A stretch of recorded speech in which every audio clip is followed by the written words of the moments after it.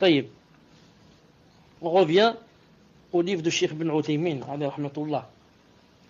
Il a dit, donc il a dit Bismillah, Bismi, on a terminé, Bismillah, quant au mot Allah, le nom Allah, il dit, c'est un nom propre. Allah est un nom propre. Hein, vous avez compris, Allah, c'est quoi? C'est un nom propre. C'est pour ça que se trompent beaucoup ceux qui parlent d'Allah disent Dieu. Quand tu as dit Dieu, le soleil c'est un Dieu pour certains, la lune c'est un Dieu, les arbres sont des dieux, mais ils ne sont pas là. Par contre, quand tu dis Allah, tu as cité Allah subhanahu wa ta'ala par son plus bon nom. Mais quand tu as dit Dieu, tu n'as rien dit. Là. Par contre, quand tu dis Allah, c'est dommage. Beaucoup de gens, quand ils écrivent, ils disent Dieu. Dieu a dit ceci, Dieu a dit cela. Là. Même des imams, ils disent Dieu. Ou alors dit, mon Dieu Allah. Mon Dieu Allah. Pourquoi tu veux pas le citer par son plus bon nom? Cheikh Ibn Uthaymin dit, Allah Ta'ala est un nom propre, désignant celui qui a créé toute chose à partir du néant, Al-Bari. Allah est le nom propre dont dérivent tous les autres noms. Tous les autres noms qu'Allah Ta'ala a, plus de 99, comme vous savez, peut-être des centaines, peut-être des milliers, on ne sait pas, gravitent autour du nom Allah. Autour du nom Allah. Subhanallah al-Azim. Naam. D'ailleurs, dans la parole d'Allah Azza wa Jal, regardez le verset qui va venir.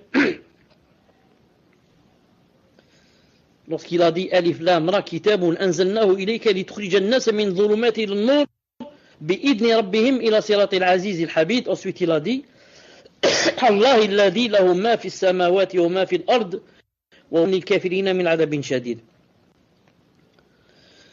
Alif Lam Ra, voici un livre que nous avons fait descendre sur toi, afin que, par la mission de leur Seigneur, tu fasses sortir les gens des ténèbres vers la lumière, sur la voie du Tout-Puissant, du digne de louange. Et après cela, qu'est-ce qu'il a dit?